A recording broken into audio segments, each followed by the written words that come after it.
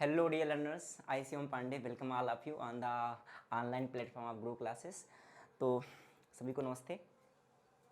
आज की क्लास हमारी होगी concept of noun and it's error की लेक्चर नंबर 3 की। ठीक है, इसके पहले हम लोग लेक्चर नंबर 1 और लेक्चर नंबर 2 कवर कर चुके हैं। लेक्चर नंबर 1 और 2 के अंदर हम लोगों ने नाउन से रिलेटेड कुछ बातें समझा था। लेक्चर नंबर 1 के अंदर हमने समझा था नाउन और उसके फंक्शन के बारे में मैंने आपको समझाया था, फंक्शन ऑफ नाउन। ठीक है, और इस लेक्चर नंबर 2 के अंदर आपने पढ़ा था नाउन का क्लासिफिकेशन। नाउन का क्लासिफिकेशन लेक्चर नंबर 2 और लेक्चर नंबर 1 जो हमारे थे ये नाउन के फंक्शन और क्लासिफिकेशन पर बेस्ड थे। इन दोनों को जो फंक्शन और नाउन का जो क्लासिफिकेशन मैंने बताया था ये दोनों अपलोड हो चुके हैं। आप ज़्यादा से ज़्यादा इसको देखिएगा, शेयर करिएगा।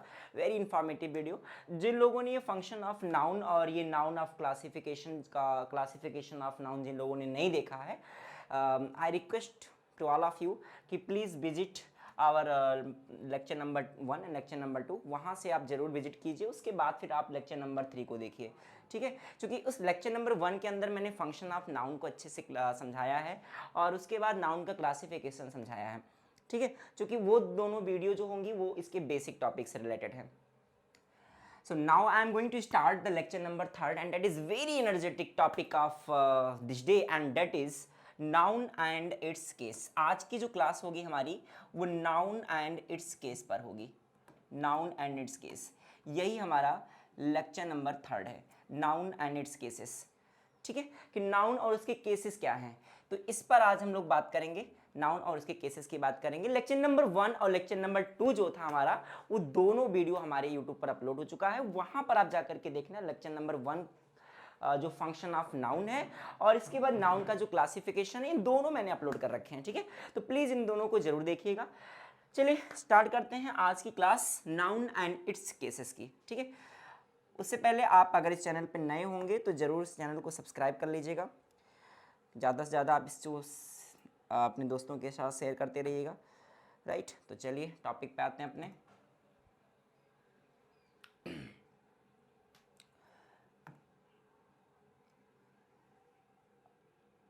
ये हमारा लेक्चर नंबर 3rd होगा, लेक्चर नंबर 3rd। और ये जो लेक्चर होगा वो नाउन एंड इट्स केसेस पर है। Noun and it's cases. ठीक है, नाउन एंड इट्स केसेस की बात करेंगे हम लोग आज। यही टॉपिक है हमारा आज का। एक बात जो मैंने समझाया था आपको कि जो नाउन है उस नाउन का मतलब आपने क्या समझा था कि नाउन का मतलब है कि ऐसी चीज़ें जिनका कोई फिजिकल फॉर्म हो और जिनका कोई फिजिकल फॉर्म ना हो। ऐसी समस्त चीज़ें जिनका एक फिजिकल फॉर्म हो और एक विदाउट फिजिकल फॉर्म हो, वो सब चीज़ें हमारे नाउन के अंदर इंक्लूड होती हैं। ठीक है, ये हम लोग नाउन का जो एक क्लासिफिकेशन था उसके अंदर हम लोगों ने अच्छे से इसको क्लियर किया था। आज का जो टॉपिक है नाउन एंड इट्स केसेस है। ये जो शब्द केस, ये क्या है? केस किसे कहते हैं? What is case? इसको समझ लीजिए आप ध्यान से। देखिए जो केस होता है, केस ऑफ ए नाउन और प्रोनाउन, केस ऑफ नाउन और pronoun shows its relation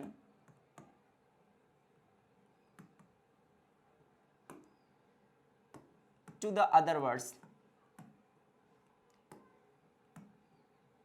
to the other words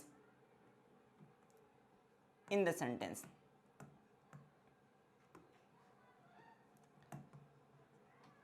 right, case क्या होता है? केस इंग्लिश में केस दो चीजों का होता है, या तो केस नाउन का होगा या तो केस प्रोनाउन का होगा। अब चूंकि नाउन का ये केस है तो हम लोग नाउन के रेफरेंस में समझेंगे इसको कि जो नाउन का केस होता है वो होता क्या है।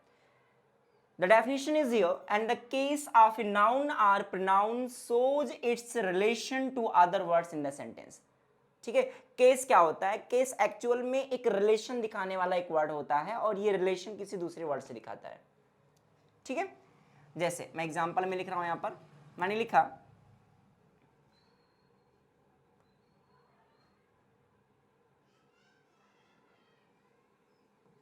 Ravi's mother is here, Ravi's mother is here. अभी जो रबी की माँ यहाँ है तो रबी एक नाउन बना और मदर भी नाउन है, इन दोनों का रिलेशन दिखाने वाला वर्ड यहाँ पर कौन है? Apostrophe S. यही हमारा रिलेशन दिखा रहा है। अब ये जो रिलेशन दिखाने वाला वर्ड है हमारा, यही क्या बना लेता है? केस बना लेता है। यही केस है। यानी केस का मतलब है जो केस होते हैं वो ये नाउन या प्रोनाउन के होते हैं और ये रिलेशन दिखाते हैं। रिलेशन किसका दिखाएंगे? जिसमें लगे हैं उसका रिलेशन किसी दूसरे वर्ड से दिखाएंगे।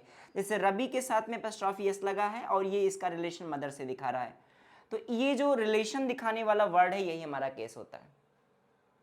ठीक है, दैट्स द पॉइंट। तो केस क्या होता है वो क्लियर हो गया। केस जो होगा वो किसी नाउन या प्रोनाउन का होगा और ये रिलेशन दिखाएगा। रिलेशन किससे दिखाएगा? एक अदर वर्ड्स दिखाएगा उसी सेंटेंस में। ठीक है, चलिए आगे बढ़ते हैं। अब बात करते हैं इस केस की टाइप्स की। केस के कितने टाइप्स हो सकते हैं? Types of case. देखो, अगर इस केस के टाइप की बात की जाए तो केस हमारा मुख्यतः जो होता है वो कितने टाइप का है? मैं लिख रहा हूं यहां पर। Nominative case, nominative case is also known as a subjective case. इसको हम लोग सब्जेक्टिव केस के नाम से भी जानते हैं।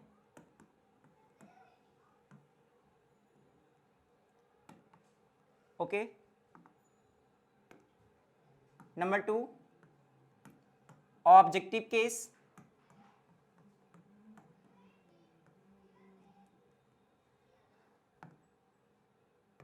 Number 3 possessive case. Possessive case का एक और नाम होता है, इसको जेनेटिव केस भी कहते हैं। जेनेटिव केस, इसको ध्यान देंगे आप। It is also known as genitive case in the sentence. Okay, किस नाम से जानते हैं इसको? Genitive case. गुड, इसको जेनेटिव केस के नाम से भी जानते हैं, जेनेटिव केस। और लास्ट है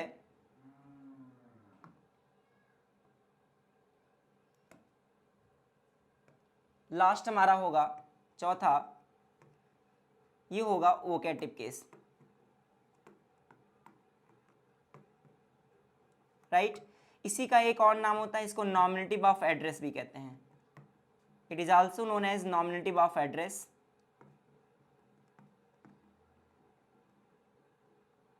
okay, so there are 4 type of cases mainly. There are mainly 4 types of cases and these cases are following as। इसको पहला केस हमारा है nominative case, it is also known as a subjective case. दूसरा है objective case, तीसरा है possessive case या इसी को जेनेटिव केस भी कहते हैं, और जो चौथा हमारा है वोकेटिव केस, इसे नॉमिनेटिव ऑफ एड्रेस भी कहते हैं। ठीक है, तो ये 4 केस हमारे होंगे। अब जो ये नॉमिनेटिव केस है इसका एक नाम जो सब्जेक्टिव केस है, ये है क्या? उससे पहली बात कि जो ऑब्जेक्टिव केस है, ये जो ऑब्जेक्टिव केस होता है ये भी आपका 2 टाइप का होता है। सुन लीजिए ध्यान से, ये जो ऑब्जेक्टिव केस होगा इसके कुल कितने टाइप होंगे? 2 टाइप, एक डेटिव केस और एक acquisitive case. Dative case and acquisitive case. तो these are the types of cases. जो मैंने केसेस यहां पर बनाए हैं, केसेस 4 हैं, केसेस हमारे 4 हैं, nominative case, objective case, possessive case and vocative case. Okay, अगर हम नॉमिनेटिव केस की बात करेंगे तो नॉमिनेटिव केस हमारा सब्जेक्टिव केस होता है, और जो ऑब्जेक्टिव केस होता है वो 2 प्रकार का होगा, वो डेटिव केस होगा, दूसरा एक्विजिटिव केस होगा। पॉजेसिव केस को हम लोग जेनेटिव केस के नाम से भी जानते हैं, एंड जो चौथा हमारा वोकेटिव केस है इसे नॉमिनेटिव ऑफ एड्रेस भी कहते हैं। अब इसका नाम ऐसा क्यों है, इन चीज़ों को अभी हम लोग डिटेल में समझते हैं। सबसे पहला जो केस हमारा होगा और नॉमिनेटिव केस होगा, which is also known as a subjective case in the sentence. Right, तो चलिए शुरू करते हैं इसको।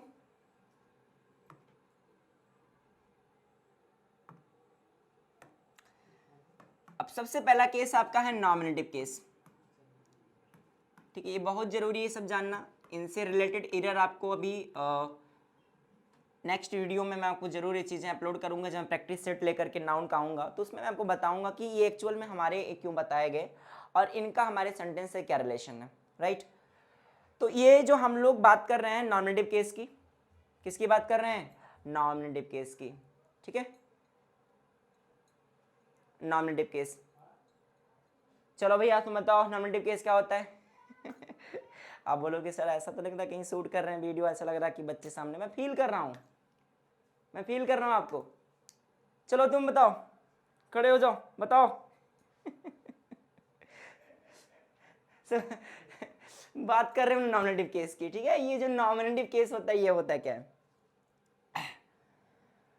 नॉमिनेटिव केस का एक नाम मैंने अभी बताया आपको, इसका एक नाम है सब्जेक्टिव केस। क्या कहते हैं इसको, सब्जेक्टिव केस। कितना प्यारा सा नाम है इसका, सब्जेक्टिव केस, सब्जेक्टिव केस। बहुत डेफिनेशन रटने की जरूरत नहीं है, ठीक है। बहुत अच्छा नाम है इसका, सब्जेक्टिव केस। अच्छा, सब लोगों ने जरा पढ़ा होगा ना, ये मैं आपको नाउन के अंदर जरूर बताया हूँ, सब्जेक्ट, ऑब्जेक्ट, वर्ब के बारे में बताया हूँ। ये जो नॉमिनेटिव केस होता है, ये नॉमिनेटिव केस किसी भी नाउन या प्रोनाउन का नॉमिनेटिव केस किसको बोला जाता है, यही जो सब्जेक्ट होता है हमारा, the subject of the sentence, जो सेंटेंस का सब्जेक्ट है ना, वही हमारा क्या है, नॉमिनेटिव केस है, या फिर वो सब्जेक्टिव केस के फॉर्म में होता है, राइट। तो इसको हम क्या लिख सकते हैं, इसको हम क्या लिख सकते हैं, इसको हम लिख सकते हैं कि the subjective case of a noun और pronoun is the subject of the verb. ये हमारे वर्ब का सब्जेक्ट होता है। तो यहां पर लिख सकते हैं डेफिनेशन में कि व्हेन ए नाउन और pronoun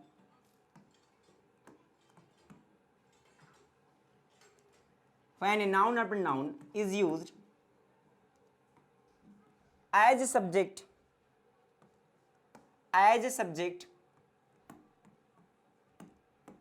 of the verb is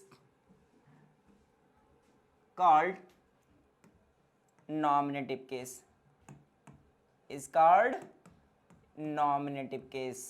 very good, ठीक है। सब्जेक्टिव केस क्या है, जब भी सेंटेंस में जो नाउन या प्रोनाउन होता है हमारा, वो अगर सेंटेंस में एज ए सब्जेक्ट यूज हो रहा है, अगर सेंटेंस में नाउन या प्रोनाउन आपका सब्जेक्ट के फॉर्म में यूज हो रहा है, तो वही केस होता है नॉमिनेटिव केस, उसी को नाम देते हैं सब्जेक्टिव केस। हमारी बात क्लियर हो रहा, बात कोई दिक्कत, अच्छा ठीक है, एक लड़का बोल रहा है कोई दिक्कत नहीं है। अच्छा, अब जरा मैं बता रहा हूं, एक बात आप ध्यान रखना कि ये जो केस होते हैं हमारे नाउन के भी है, प्रोनाउन की भी है।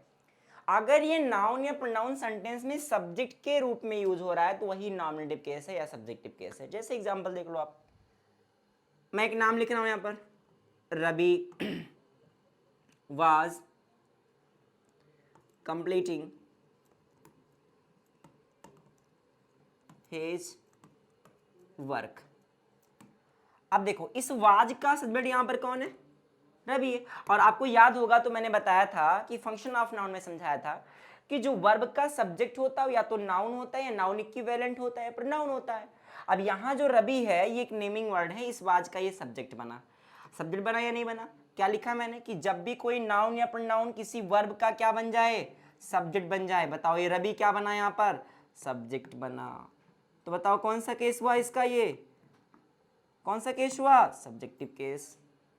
अब मान लो इसी रवि के जगह पर मैं एक प्रोनाउन यहां पर यूज कर दूं ही, तो इस वाज का सब्जेक्ट यहां पर कौन बन जाएगा, ही। तो ही आपका प्रोनाउन बन गया, और कौन से केस में है, सब्जेक्टिव केस में। यही होता है सब्जेक्टिव केस। सब्जेक्टिव केस का मतलब हुआ कि जब भी कोई नाउन या प्रोनाउन किसी वर्ब का सब्जेक्ट बन जाए, तो उसी केस को हम लोग नाम देते हैं नॉमिनेटिव केस या सब्जेक्टिव केस, ठीक है। That's the point, is it clear, आगे बढ़े, ठीक है। चलो अच्छा, अब आते हैं दूसरे केस पर, ऑब्जेक्टिव केस पर। अब जरा ये ऑब्जेक्टिव केस क्या होता है ये भी देख लो।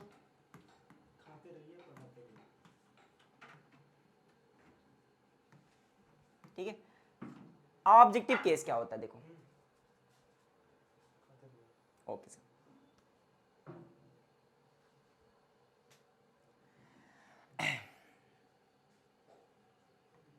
ठीक है, ये जो ऑब्जेक्टिव केस ये है क्या, इसका डेफिनेशन कहता है कि व्हेन ए नाउन या pronoun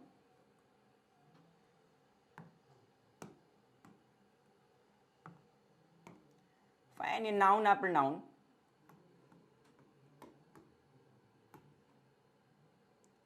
is used as an object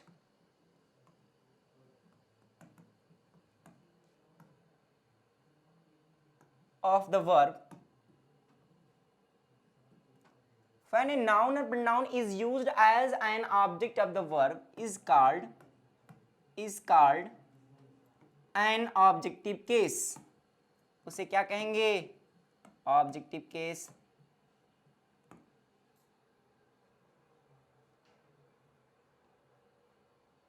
उसे क्या कहेंगे, ऑब्जेक्टिव केस। ठीक है, जब भी कोई नाउन या प्रोनाउन किसी सेंटेंस में किसी वर्ब का ऑब्जेक्ट बन जाता है तो क्या कहलाता है, ऑब्जेक्टिव केस। बहुत सिंपल सी बात है, इसका बड़ा प्यारा सा नाम होता है, इसको ऑब्जेक्ट कहते हैं। क्या कहते हैं, ऑब्जेक्ट। अब याद कीजिए वो फंक्शन ऑफ नाउन, जिन बच्चों ने देखा होगा ना वो क्लियर होगा उनका कि कब ऑब्जेक्ट सेंटेंस में यूज होता है। जब सब्जेक्ट हमारा डूअर के फॉर्म में होगा तो वहां पर यूज होने वाला वर्ड कौन से फॉर्म में होगा, ऑब्जेक्ट होगा। अगर ये सब्जेक्ट हमारा नॉन डूअर है तो कौन से फॉर्म में होगा, कॉम्प्लीमेंट आएगा फिर उसके साथ में, है ना, याद है कि नहीं, गुड। तो ये जो नाउन या प्रोनाउन है अगर ये सेंटेंस में वर्ब का ऑब्जेक्ट बन गया तो कौन से केस में होगा, ऑब्जेक्टिव केस में। बहुत सिंपल आंसर हुआ। जैसे देखो, ही एट पिज्जा, पिज्जा खाए हो ना सब लोग खाए। एट नाइट, उसने रात में पिज्जा खाया। He ate a pizza at night.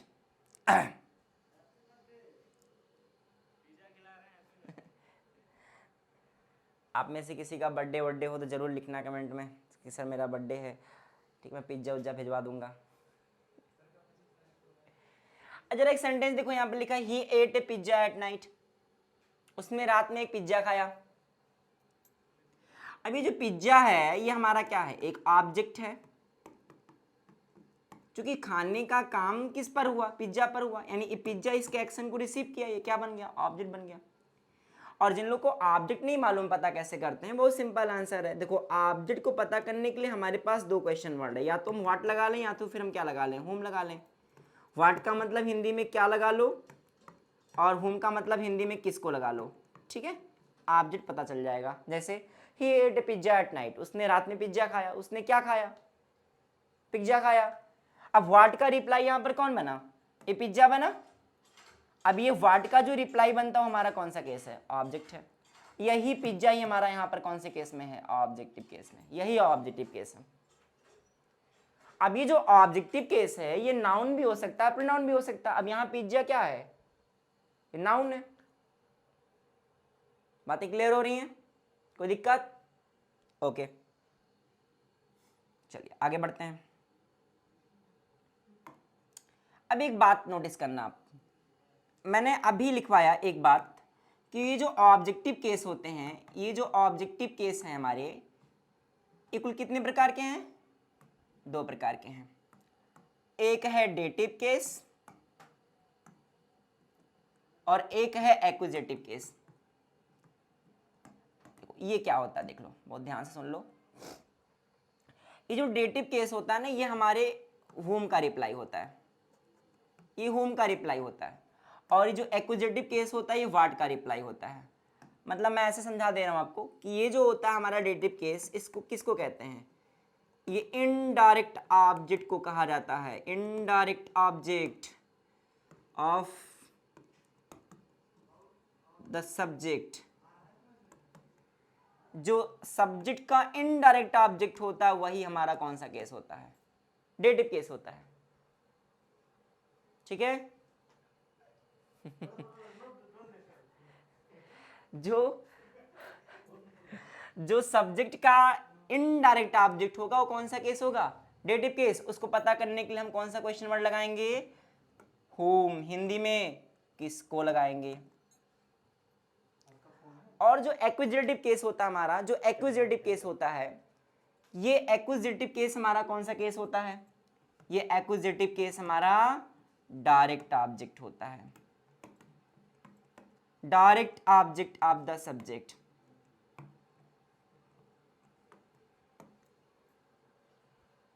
ठीक है, हमारी बात क्या कहा मैंने कि जो डेटिव केस होगा वो हमेशा बात करेगा इनडायरेक्ट ऑब्जेक्ट की, और जो एक्विजिटिव केस होगा वो बात करेगा किसकी? डायरेक्ट ऑब्जेक्ट की।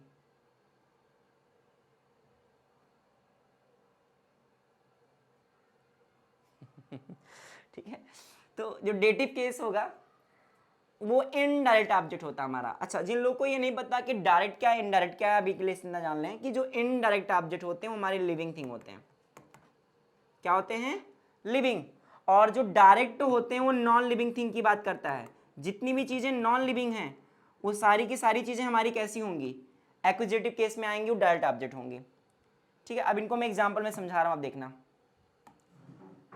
जैसे मैंने लिखा यहां पर कि he gave a pizza to मी।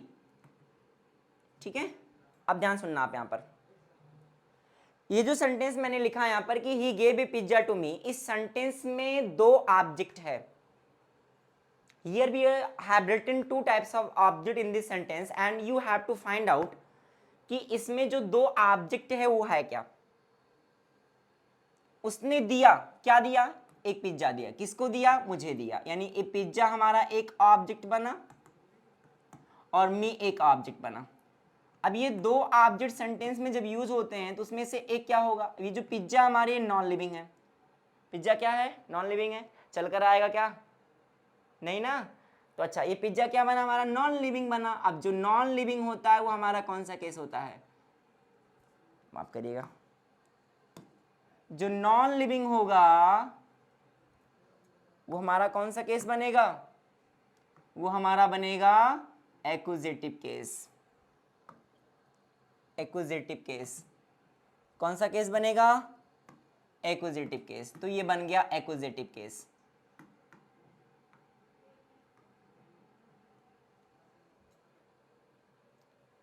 कुछ टेक्निकल प्रॉब्लम।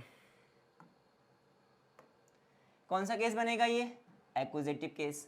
लेकिन जो ये मी है आपका, ये मी, ये तो नॉन लिविंग ऑब्जेक्ट नहीं है, ये क्या है? लिविंग है। तो जो लिविंग होता है वही हमारा क्या बनता है? Dative case. क्या बनेगा? Dative case. अब यहां से बात को समझना ध्यान से, यानी जो एक्विजिटिव केस होगा, एक्विजिटिव केस, उसके अंदर हम पढ़ते हैं नॉन लिविंग ऑब्जेक्ट को। किसको पढ़ते हैं? Non living object. अब जो नॉन लिविंग ऑब्जेक्ट होते हैं वो हमारे कैसे होते हैं? वो हमारे डायरेक्ट ऑब्जेक्ट होते हैं। यानी अगर सेंटेंस में ऑब्जेक्टिव केस यूज हुआ है और वो डायरेक्ट फॉर्म में है, डायरेक्ट ऑब्जेक्ट है, तो फिर वो केस कौन सा बनाएगा? एक्विजिटिव केस। लेकिन अगर सेंटेंस में आपका डेटिव केस यूज हुआ होगा, डेटिव केस, तो वो बनाता है इनडायरेक्ट ऑब्जेक्ट, यानी कि वो लिविंग होगा।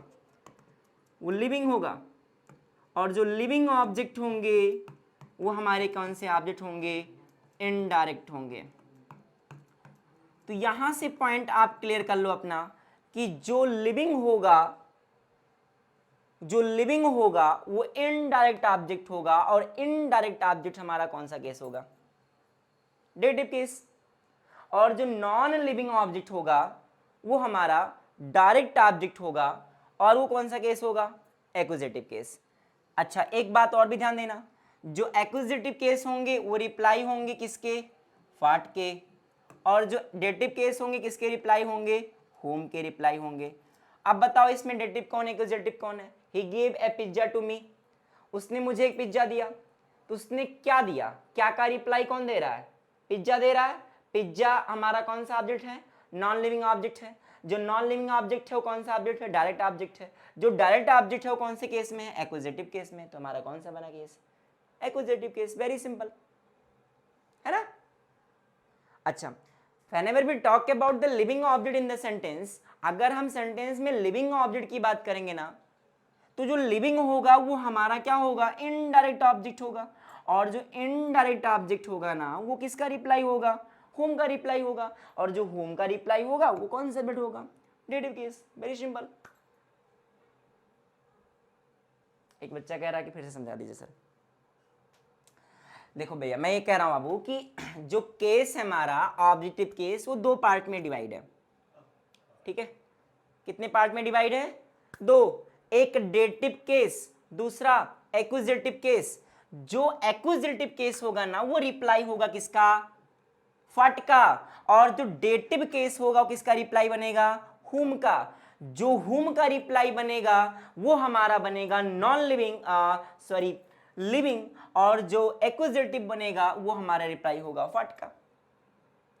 ठीक है? जो लिविंग थिंग्स होंगी वो किस में आएंगी? डेटिव केस में। जो नॉन लिविंग थिंग्स होंगी वो आएंगी हमारी एक्विजिटिव केस में। यही होता है ऑब्जेक्टिव केस। ठीक है? चलो एक एग्जांपल में करवा देता हूं एक और, देखना ध्यान से।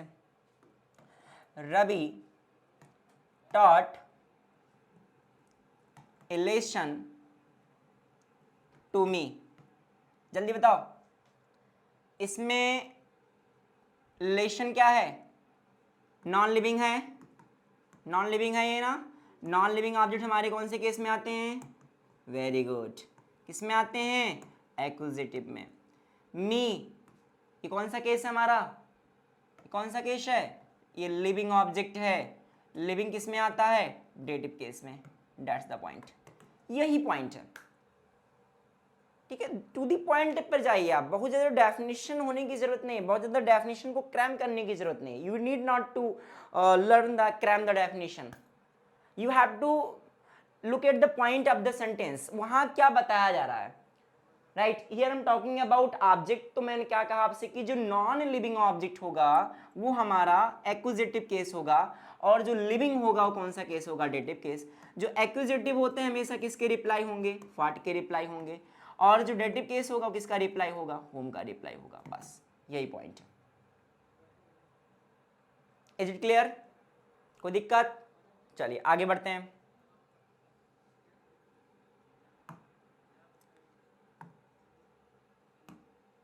अब बात करते हैं हम लोग थर्ड केस की। थर्ड केस हमारा है पॉजिटिव केस। कौन सा केस है? Positive case. इसका एक नाम क्या भैया? Generative case. वेरी गुड, इसका एक नाम है जेनेटिव केस। जरा इसको भी देख लो। देखो ये जो पॉजिटिव केस होता है ना, ये क्या करता है? देखो positive case, the positive case of noun or pronoun shows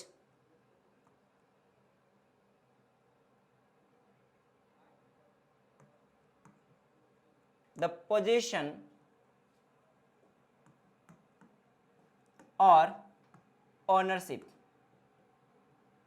ठीक है? क्या लिखा मैंने? कि जो पॉजिटिव केस होता है नाउन या प्रोनाउन का, वो हमारा पोजीशन दिखाता है सेंटेंस में। पोजीशन मतलब अधिकार दिखाएगा। अब कोई चीज अगर आपकी अपनी है तो उस पर जरूर अधिकार दिखाओगे आप, कि नहीं दिखाओगे? दिखाओगे, है ना? तो जो चीज आपकी अपनी है उस पर अधिकार दिखाओगे। तो ये जो पॉजिटिव केस है, ये अधिकार दिखाने के लिए हम पॉजिटिव केस सेंटेंस में यूज करते हैं। ठीक है?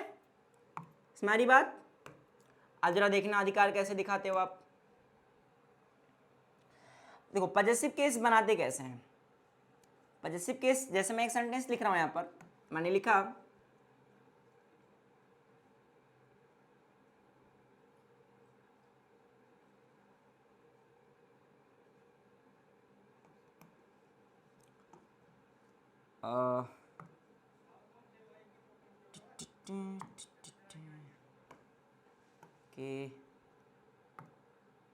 ठीक है, एक सेंटेंस लिख रहा हूं मैं यहां पर, my friends watch was lost. My friend's watch was lost. अब यहां पर पोजीशन दिखाने वाला कुछ नाउन है, और पोजीशन किस में दिखा रहे हैं, कह रहा है कि माई फ्रेंड वॉच, मेरे दोस्त की घड़ी। अब ये जो फ्रेंड है और ये जो वॉच है, इन दोनों का पोजीशन दिखाने वाला वर्ड यहां पर कौन है, यानी वॉच किसकी है, फ्रेंड की है, तो वॉच पर पोजीशन किसका है, मेरे दोस्त का है, अधिकार किसका है, मेरे दोस्त का है। अब इस पर अधिकार दिखाने वाला जो वर्ड है ये कौन है, एपस्ट्रॉफी यस है। यही एपस्ट्रॉफी यस ही हमारा कौन सा केस बनाता है, पजेसिव केस बनाता है। लेकिन जरूरी नहीं कि हमेशा एपस्ट्रॉफी यस लगा करके हम पजेसिव केस दिखाएं, ठीक है, हम ऑफ लगा करके भी दिखाते हैं। और मैं अभी तो एक एग्जाम्पल दे रहा हूं आपको, ठीक है, मैं समझाऊंगा कि पजेसिव केस बनाते कैसे हैं। ये भी आपके एरर, इससे रिलेटेड एरर आपके एग्जाम में जरूर पूछता है। और इंडिया का मैं आपको बता रहा हूं कि एसएससी का कोई भी ऐसा एग्जाम उठा लीजिए, whether you will talk about SSC, IBPS, PO, ठीक है, एमटीएस, सीजीएल, कोई भी एग्जाम उठाओगे ना, उससे इंग्लिश से रिलेटेड जो क्वेश्चंस आते हैं एग्जामिनेशंस में, और वहां पर नाउन का एरर पूछता है, तो वहां पर पजेसिव केस का एरर ऐसा कुछ बनाता है, ठीक है। तो एक बात ध्यान देना आप, पजेसिव जब भी हम कहीं पर पोजीशन दिखाते हैं किसी नाउन के अंदर, तो पोजीशन दिखाने के लिए हमारे पास दो ऑप्शन होते हैं, या तो हम पोजीशन वहां दिखाने के लिए एपस्ट्रॉफी एस लगा लें, और या अगर हम पोजीशन ना दिखाएं तो दूसरा ऑप्शन हमारे पास होता ऑफ लगा लें। जैसे एक सेंटेंस देखो, मैं लिख रहा हूं, the colour of the pencil is red, the colour of the pencil is red. अब इस कलर और इस पेंसिल का पोजीशन दिखाने के लिए, संबंध दिखाने के लिए मैंने कौन सा वर्ड यूज किया, ऑफ यूज किया। यहां भी हम पोजीशन दिखा रहे हैं, यहां भी दिखा रहे हैं, लेकिन यहां पर पोजीशन दिखाने के लिए एपस्ट्रॉफी एस यूज किए, यहां पर ऑफ यूज किया। ऐसा क्या कारण था कि जहां हमें एपस्ट्रॉफी एस लगाना पड़ा और यहां पर ऑफ लगाना पड़ा, ठीक है। तो ये एग्जाम्पल है, ये जो पजेसिव केस है ना, इसका एक एग्जाम्पल मैं आपको दे रहा हूं कि पजेसिव केस हम बनाते कैसे हैं, how to make a possessive case in the sentence. अगर किसी नाउन का हमें पजेसिव बनाना हो तो हम कैसे बनाएंगे, पॉइंट यहां से शुरू होता है, देखना आप। अगर किसी भी नाउन का आपको पजेसिव बनाना होगा, किसी भी नाउन का अगर पजेसिव बनाना है आपको, तो यहां से सुनना आप, ठीक है। अगर किसी भी नाउन का आपको पजेसिव केस बनाना है तो कैसे बनाएंगे, देखो, पजेसिव केस ऑफ नाउन,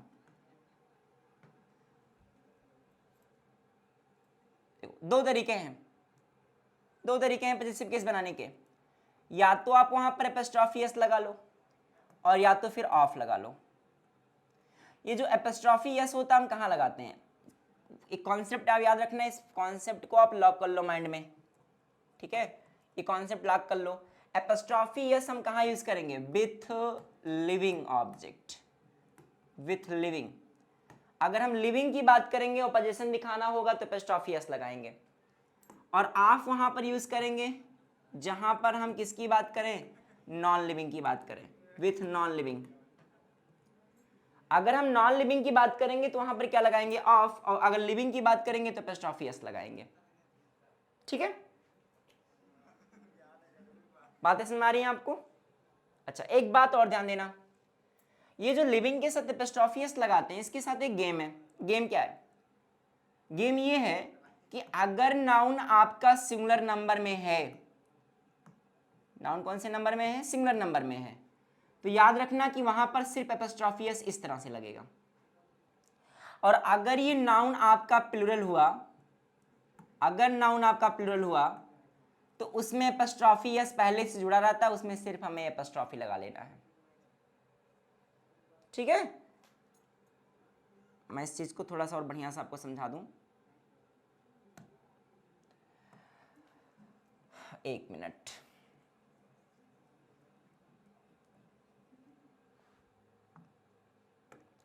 देखो, मैं ये कह रहा हूं आपसे कि एपस्ट्रॉफी एस हम लिविंग के साथ में लगाएंगे। और कैसे लगाएंगे? अगर नाउन सिंगुलर है तो उसमें एपस्ट्रॉफी एस ऐसा जुड़ जाएगा, नाउन प्लूरल है तो उसमें एपस्ट्रॉफी एस नहीं लगता, उसमें सिर्फ एपस्ट्रॉफी लग जाएगा। एग्जाम्पल जैसे मैंने लिखा बॉय पेन, बॉयज पेन। अब ये जो बॉय है ये क्या है? लिविंग है, लिविंग के साथ हम क्या लाएंगे? एपस्ट्रॉफी एस लाएंगे। अब ये देखो सिंगुलर काउंटेबल नाउन है, याद होगा सबको, मैंने बताया भी है classification of noun lecture number 2, इसीलिए बार बार आपसे कह रहा हूं कि ये वीडियो जो आप ये जो देखने क्लास आप आ रहे हो ना, ये क्लास आप तभी देख पाओगे, समझ पाओगे कि जब आपको क्लास 2 लेक्चर नंबर 2 जो मैंने आपको समझाया क्लासिफिकेशन ऑफ नाउन वो क्लियर होगा, तभी आप समझ पाओगे ये बात। अब ये जिनको मालूम होगा, देखा होगा कि बॉय क्या है? कॉमन नाउन है। कॉमन नाउन में कौन से नंबर में? एससीएन के फॉर्म में है। आपको मालूम होगा कि जब ये सिंगुलर नंबर में होगा तो एपस्ट्रॉफी एस ऐसा लग जाएगा, और अगर हमें ऐसा लगाना हो तो अगर नाउन प्लूरल हुआ तो इसमें सिर्फ एपस्ट्रॉफी लग जाता है, एस नहीं लगाना। ठीक है, तो ये तरीका है एपस्ट्रॉफी एस लगा करके पॉजेसिव केस बनाने का। कॉन्सेप्ट नंबर 1, कॉन्सेप्ट नंबर 1 फिर से समझ लीजिए। क्या कहा मैंने आपसे कि apostrophe S is used with living noun. जब भी हम लिविंग की बात करेंगे ना तो हमें क्या लगाना पड़ेगा वहां पर? Apostrophe S. और अगर नाउन आपका सिंगुलर है तो उसमें सिर्फ एपस्ट्रॉफी एस लगा लेना। नाउन यदि प्लूरल होगा तो उसमें एपस्ट्रॉफी एस के साथ में एस को रिमूव करना है, सिर्फ क्या लगा लेना है? एपस्ट्रॉफी लगा लेना। तो ये बन गया आपका सेंटेंस, 2 एग्जांपल एपस्ट्रॉफी एस का। That's the point. बातें सबको समझ आ रही हैं? अच्छा, आगे बढ़े। चलो अब आते हैं हम लोग कॉन्सेप्ट नंबर 2 पर। ठीक है, ये कॉन्सेप्ट नंबर 2 देख लो आप। ये जो कॉन्सेप्ट नंबर 2 होगा उसमें हमें ऑफ लाना है, और ऑफ हम कहां यूज करेंगे? With non living.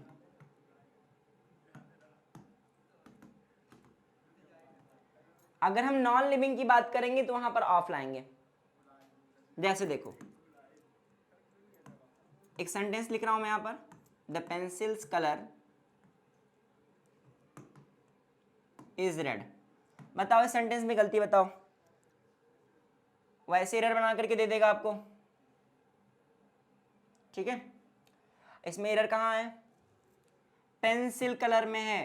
पेंसिल हमारा नॉन लिविंग है, नॉन लिविंग के साथ में क्या लाएंगे? ऑफ। तो कलर को पहले कर दो, जब करेक्ट करोगे तो क्या लिखोगे?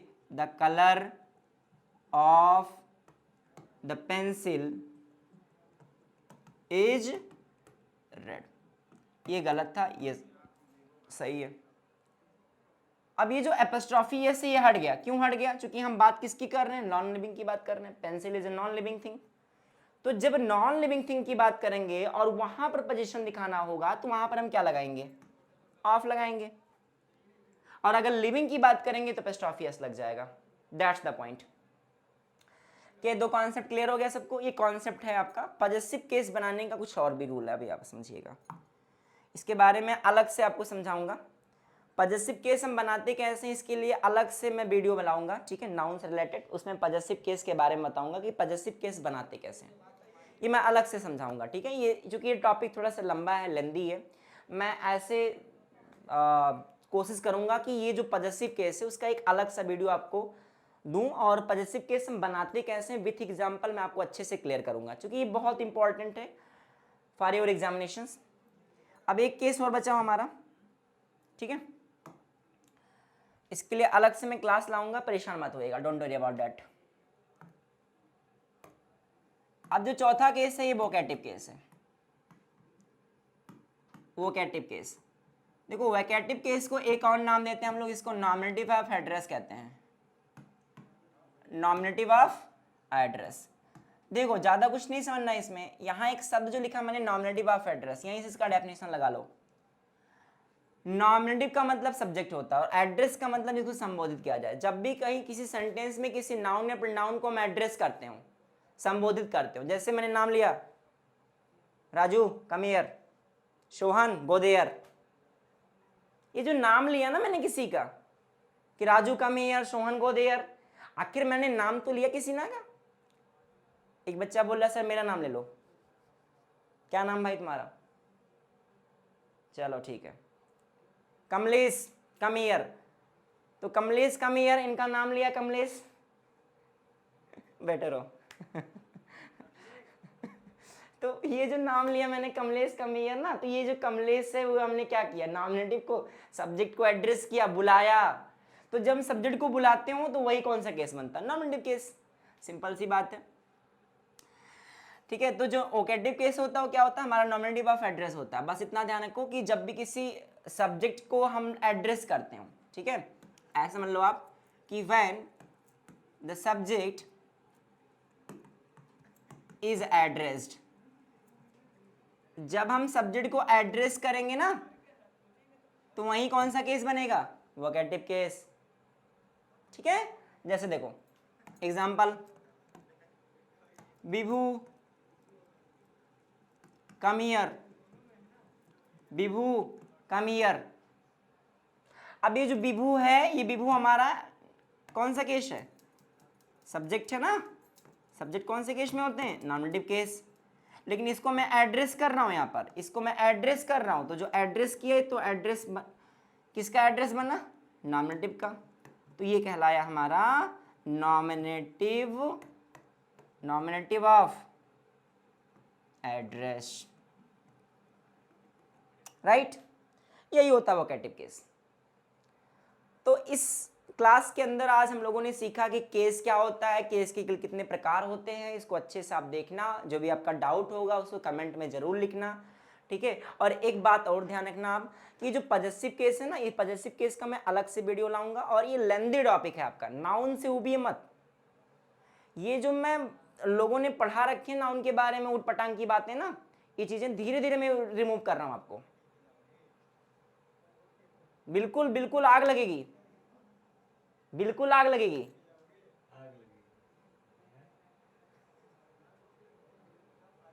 हाँ बिल्कुल लगेगी। नॉलेज द पावर, पावर से तो किसी को आग लगा लो। नहीं बिल्कुल नहीं, मनी पावर नहीं होता, नॉलेज पावर है, नॉलेज पावर है, ठीक है।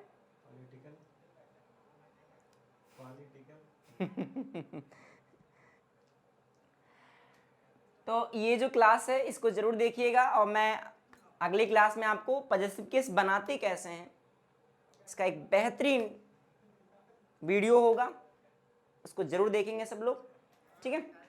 चलिए फिर आज की क्लास यहीं पर खत्म करते हैं। हाँ एक बात और,